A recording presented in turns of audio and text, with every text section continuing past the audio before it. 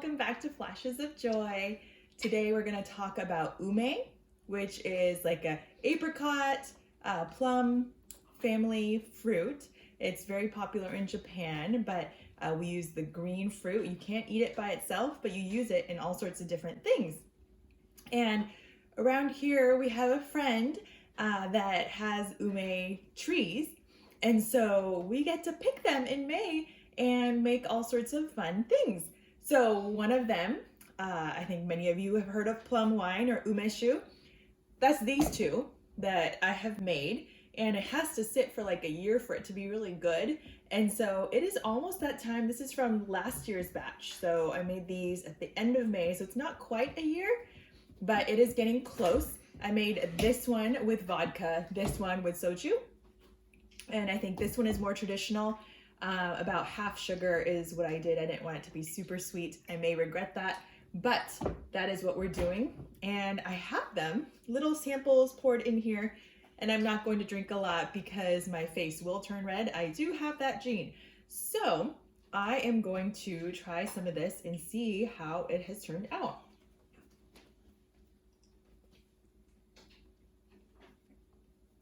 Yeah, it's not that sweet, but I can definitely taste the ume. It's getting there. More time will definitely be better, but it's already, and it's warming. It's warming down my throat. Okay, so this is the vodka one. I'm expecting it to be stronger. Let's see. Ooh, yeah, stronger, but the sweetness is more in here. It was a little bit stronger, but a little bit sweeter, so. Good stuff. So this one is actually super special to me because it is from our 2018 batch. So I just left the umes in there, and it's getting less and less and less because I had it to here, and then, you know, I'm slowly sipping it down, but we're gonna have some of this one too. And I know you can't compare, but we're going to compare. I'm just gonna do 1 spoonful.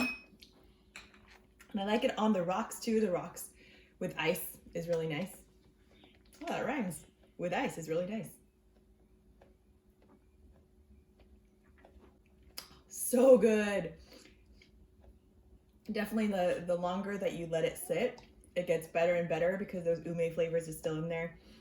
As you can see, my fruits are still in there, and they're super wrinkly in there, but so good.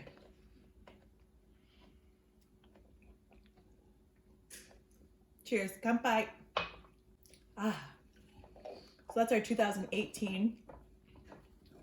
And I actually don't know where our 2019 batch is. But anyway, I know maybe I didn't label it right, but maybe there's another one laying around here somewhere.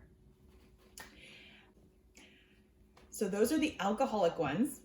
The other thing I love making is Ume Vinegar. So this is literally just honey, equal parts honey, apple cider vinegar, and then you toss in the umes. And if you like apple cider vinegar, then this is great. I like to keep it around. It's supposed to be good for your health, just to have a little bit. When I have a sore throat, when I kind of feel like I'm coming down with something, sore throat is usually my first sign that, I might need to take care of myself a little bit more. And so in those cases, a spoonful helps my throat. And honey is supposed to be really good for your throat. So just in general, the honey apple cider vinegar combo is fantastic. And I actually really like it. So I even just, a spoonful a day apparently is not a bad thing for you. So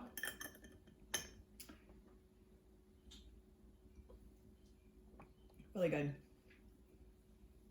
You have to like vinegar, obviously, since it is a vinegar with just some honey. But the ume flavors are just so good. I don't even know how to describe it. It's like a fruity but fantastic flavor. And then this is Ume Syrup. So you just put umes, cover it with sugar, and then as the days go on and you wait, there's just the syrup that comes out. because the sugar takes out the liquids from the fruit, and it produces a wonderful, wonderful syrup. And some people make like a Ume Syrup mixed with sparkling water, and it's like a light fizzy drink, light sweet fizzy drink, and it's great. I love it. So that is great to use. People also use it for marinades, stir fries. I put it in stir fries sometimes to give it that little sweet flavor. So there's a lot of uses for it. Super easy to make. All of these are actually super easy to make. You just mix a few things, and waiting is the most difficult part because it does take time for the flavors to come out of the fruit and be extracted. But it's fantastic. The other new thing I decided to do this year and try is Umeboshi, which is like dried plum basically. And this takes some time also because you have to keep it in salt water, kind of let it run, or salt and let it render, and then you dry it outside. But I've always wanted to try it. It's like a salted dried plum. It is very sour, and so people eat it with rice, put it in the middle of rice balls. But I've never made it on my own. So here's trying it. And this also apparently gets better and better as you let it sit. And this has been there for about a year. So let's give it a try.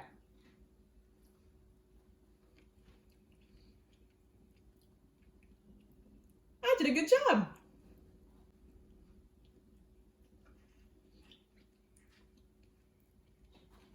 This is the first time I'm trying it. It's definitely salty. But I've had some that are just salty and you don't taste anything else. This is really good.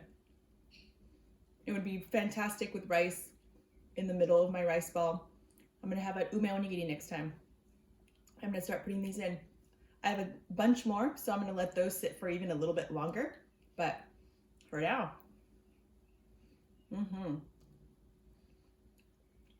it's almost May. So I'm hoping we get to pick some more umes, make another batch, and have a perpetuating over the years supply of umeshu, ume syrup, ume vinegar, all sorts of things. So thank you, our friends. You know who you are. And until next time,